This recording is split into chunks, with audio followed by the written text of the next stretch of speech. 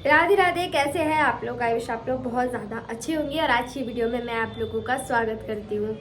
तो आज मैं आप लोगों के साथ लड्डू गोपाल से रिलेटेड कुछ बातें शेयर करने वाली हूँ। मुझे पता है कि काफ़ी सारे लोग ये कुछ गलतियाँ ज़रूर से करते हैं और गलती नहीं कह सकते क्योंकि जब जिस बारे में हमें नहीं पता है वो गलती नहीं हुई, लेकिन फिर भी मैं आप लोगों के साथ शेयर करना चाहती हूँ क्योंकि मुझे लगता है कि 90% लोग ऐसा करते हैं। तो मैंने सोचा क्यों ना जो लोग भी ऐसा कर रहे हों पता चल जाए कि क्या क्या गलतियाँ और वो उनको सही कर सकते हैं, क्योंकि गलतियाँ सब करते हैं। मैंने भी की थी, धीरे धीरे मैं सीखी, मैं समझी। तो मैंने सोचा कि छोटी छोटी बातें जो नहीं हम जान पाते, लोग नहीं बताते, तो वो मैं आप लोगों के साथ जरूर शेयर करूँ। जो देखिए, बांके बिहारी जी के मंदिर की सेवा आप ले लीजिए, राधा रमन लाल की ले लीजिए, आप राधा वल्लभ की ले लीजिए।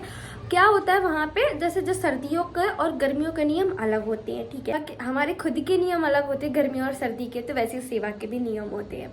तो इन मंदिरों में जो सेवाएं होती हैं उनमें क्या होता है, जैसे सर्दी आ गई है, ठीक है, तो वहाँ पे जैसे हम हमारे लड्डू गोपाल को गर्म पानी से स्नान करते हैं। अभी जो सर्दी है वो बहुत ज़्यादा हो चुकी है, तो क्या होता है वहाँ पे सर्दियों में नहलाया नहीं जाता, उनको स्पंज बात कराई जाती है। आप भी अपने लड्डू गोपाल के साथ ऐसा ही कर सकते हैं। क्या होता है स्पंज बात, क्या होती है, आपने क्या करना है, उनके लड्डू गोपाल की जो टॉवेल है ना, आपने उसे ले लेना है। पानी को गर्म करना है इतना जितना आपका हाथ सह सके, और जितने पानी से हम नहाते हैं वैसा पानी आपने कर लेना है। उसके बाद आपने टॉवेल को लेना है, पानी लेना है किसी भी बर्तन में, उसको अच्छे से डुबोना है और डुबोने के बाद उसको ऐसे निचोड़ लेना है। फिर जो टॉवेल में पानी लगा रहेगा ना वो सूखा सूखा, उससे आपने लड्डू गोपाल की बॉडी पे ऐसे ऐसे करके मल के पूरी बॉडी उनकी क्लीन करनी है। मुंह जो है वो अच्छे से उनका साफ कर देना है। इस तरीके से लड्डू गोपाल को स्नान कराना है आपने।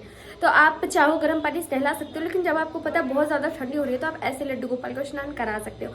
एक बात और, अगर आप लड्डू गोपाल को स्नान ना भी कराना चाहो तो भी कोई बात नहीं, आप उनके फेस को अच्छे से पोंछ दो और कपड़े बदल दो, क्योंकि ज़्यादा सर्दी होती है, बच्चा छोटा होता है। तो हम भी यही करते हैं, हम उसे रोज स्नान नहीं कराते, उसका मुंह धुल के इसके कपड़े बदल देते और उसके अच्छे से श्रृंगार कर देते। यही होता है मंदिरों में, वो स्पंज बात करा देते और श्रृंगार, लेकिन वो रोज करते हैं। श्रृंगार आपको रोज बदलना मिलेगा, लेकिन वो नहलाते नहीं है, वो स्पंज बात कराते हैं। तो इसी तरीके से आप लोग भी उन्हें स्नान करा सकते हैं, लेकिन ठंडे पानी का आपको बिल्कुल भी यूज नहीं कराना है लड्डू गोपाल के स्नान के लिए।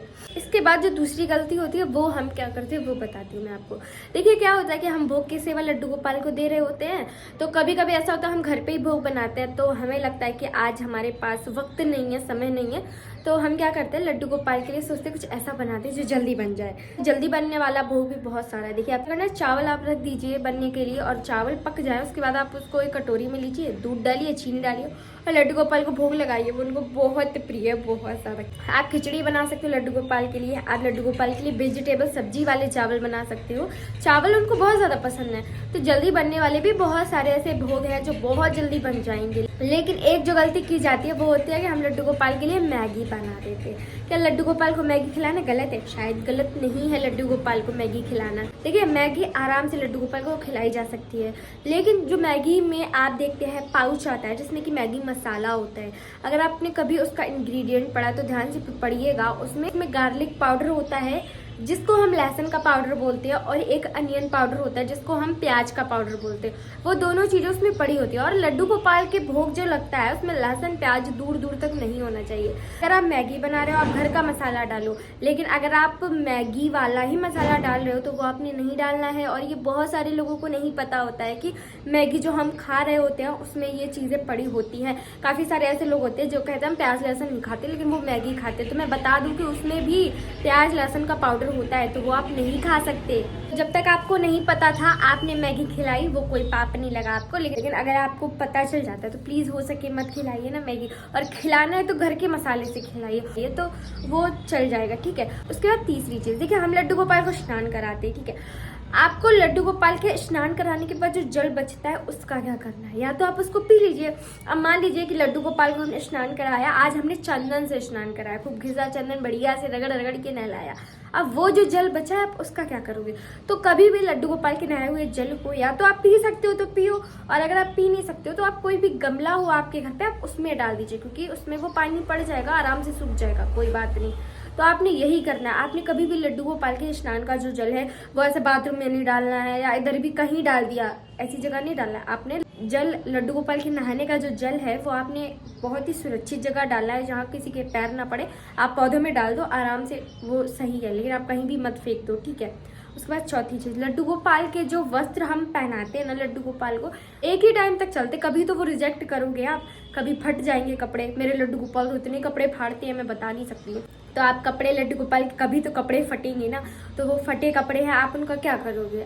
मैं क्या करती हूँ कि मेरे जो लड्डू गोपाल के कपड़े हैं, देखिए जैसे बहुत सुंदर पोशाक है और थोड़ी सी फट गई, अब उन्हें अब मैं पहना तो सकती नहीं हूँ, तो पोशाक का बहुत ही अच्छा वर्क है तो मैं उसको पहले निकाल लेती हूँ, जिससे कि मैं लड्डू गोपाल की कोई भी DIY चीजें बनाऊँ कुछ भी उसमें मैं उन्हीं की चीजों को लगा सकूँ, क्योंकि पोशाकें बहुत भारी होती हैं, जो वर्क होता है वो एकदम नया लगता है, तो फिर मन नहीं होता है ऐसे हटाने का, तो मैं यही करती हूँ, उसको निकाल लेती हूँ। बाकी कहीं पे भी गंगा जी के पास आप वहाँ उन्हें रखा सकते हो। देखो तो हम जहाँ रहते हैं वहाँ पर एक ऐसी जगह है जहाँ पे आपको भगवान जी के कपड़े या कुछ भी हो वहाँ रखने जा सकते हो, अलग से बनाई उन्होंने एरिया, तो हम जो भी कपड़े लड्डू गोपाल के वहीं पहुँचवा देते हैं।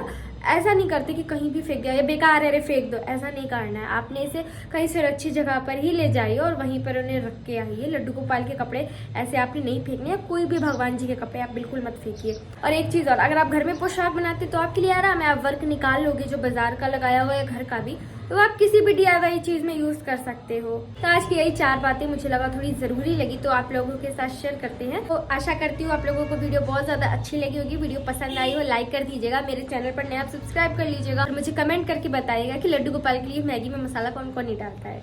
तब तक के लिए राधे राधे।